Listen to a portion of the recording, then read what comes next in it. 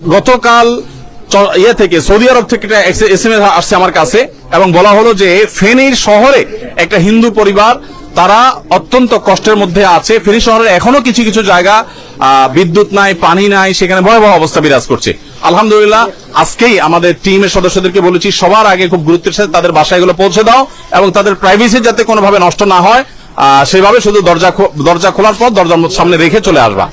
তো আলহামদুলিল্লাহ আমরা আমাদের সাধ্য অনুযায়ী চেষ্টা করছি, কিন্তু এখানে কিছু ভুল হচ্ছে। সেটি হলো অনেকে আছেন যারা দূর থেকে না জেনে তারা এই তথ্যগুলো দিচ্ছেন, ইনফরমেশন দিচ্ছেন, আসলে তথ্যগুলো সঠিক নয়। যেমন দেখা গেল যে যাকে সাহায্য করতে বলছেন তিনি আসলে ইতিমধ্যে পেয়েছেন সাহায্য, অথবা তিনি সেই জায়গায় নাই, হয়তো কখনো দরকার হয়েছে এবং সেটা সলভ হয়ে গেছে, কিন্তু সোশ্যাল মিডিয়াতে পেয়ে আমরা সেটাকে গণহারে প্রচার করে বেড়াচ্ছি। এতে আমাদের যে ভলান্টিয়াররা আছে যারা কাজ করছে তাদের সময় নষ্ট হয়, তাদের এফিসিয়েন্সি নষ্ট হয়। এই বিষয়টা আমরা একটু বিশেষভাবে খেয়াল রাখবো। আরেকটা জিনিস আমরা মনে রাখি যে আসুন্নাহ ফাউন্ডেশন সারা দেশের প্রত্যেকটা বন্যা কবলিত এলাকায় পৌঁছে যাওয়ার চেষ্টা করছে। এই ফেনীর পর পুরো নোয়াখালী এবং লক্ষ্মীপুর এলাকা জুড়ে এরকম ভয়াবহ প্লাবন। একজন ষাটোর্ধ্ব বৃদ্ধ মানুষকে আমি জিজ্ঞেস করেছিলাম আজকে সকালে বেগমগঞ্জের দুর্গাপুর গ্রামে, বলেছিলাম চাচা এরকম ভয়াবহ প্লাবন আপনি ঠিক শেষ কখন দেখেছেন? তিনি বলেছেন বাবা আমার এই জীবনে বহু প্লাবন দেখেছি, কিন্তু এরকম ভয়াবহ প্লাবনের দৃশ্য বা চিত্র আমি ইতিপূর্বে কখনো দেখিনি।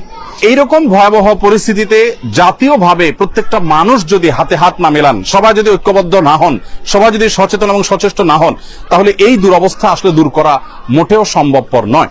এজন্য আমাদের দাবি হলো, আমাদের আবদার হলো যে প্রত্যেকে যার যার জায়গা থেকে বন্যার্ত মানুষের পাশে দাঁড়াবার চেষ্টা করি। ত্রাণ নিয়ে সবাই আমরা ছুটে আসছি, কিন্তু সেটা অনেকটাই অপরিকল্পিত। রাস্তার ধারে প্রচুর মানুষকে আমরা ত্রাণ দিচ্ছি, আর ভেতরে দুর্গম এলাকাতে অনেকে ত্রাণ পাচ্ছে না। আমি এই জায়গাটা এসেছি, এই জায়গাটাতে আসতে আমাকে যতটা কষ্ট করতে হয়েছে, আমি চাইলে এই ত্রাণগুলো পথে ঘাটে বিতরণ করতে পারতাম। আমাদের একটা টিম গতকালকে শরীফপুর, বেগমগঞ্জের শরীফপুরে একটা ইউনিয়নে সন্ধ্যা থেকে নিয়ে রাত 12:30 পর্যন্ত টানা তারা বোটে অর্থাৎ নৌকাতে তারা গিয়েছেন এবং সেখান থেকে তারা রাত 3:30টায় ত্রাণ বিতরণ শেষ করে রাত 3:30টায় তারা ফিরেছেন। এরকম দুর্গম এলাকা শুধু শরীফপুর নয়, গোটা নোয়াখালী লক্ষ্মীপুরের প্রত্যন্ত অঞ্চলে এভাবে আমরা ত্রাণ পৌঁছে দেওয়ার চেষ্টা করছি। আজকে আমি যেখানে গিয়েছি দুর্গাপুর, সেখানে আমাদের প্রায় 1 ঘন্টা থেকে 1.5 ঘন্টা আমরা নৌকায় করে চলেছি এবং সেখানে ত্রাণ বিতরণ কার্যক্রম আমরা করেছি।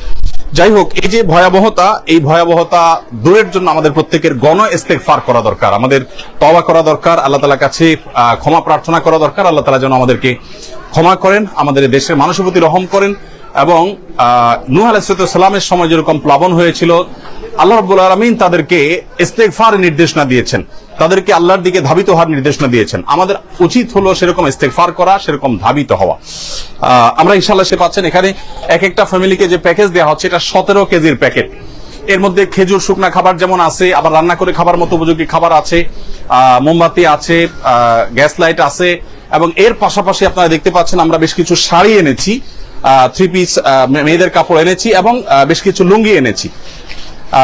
এই কাপড়গুলো আনার উদ্দেশ্য হলো আপনারা জানেন অনেকে একটা কাপড়ে তার বাসা থেকে বেরিয়ে এসছেন, তিনি আসার পর এখানে আর অন্য আরেকটা কাপড় তার আসলে জোগাড় করার মতো সুযোগ তার হয়নি।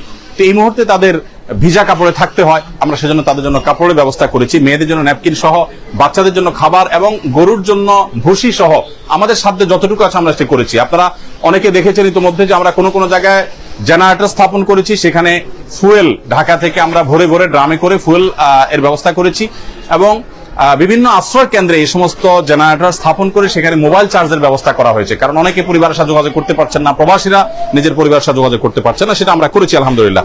তো যাই হোক,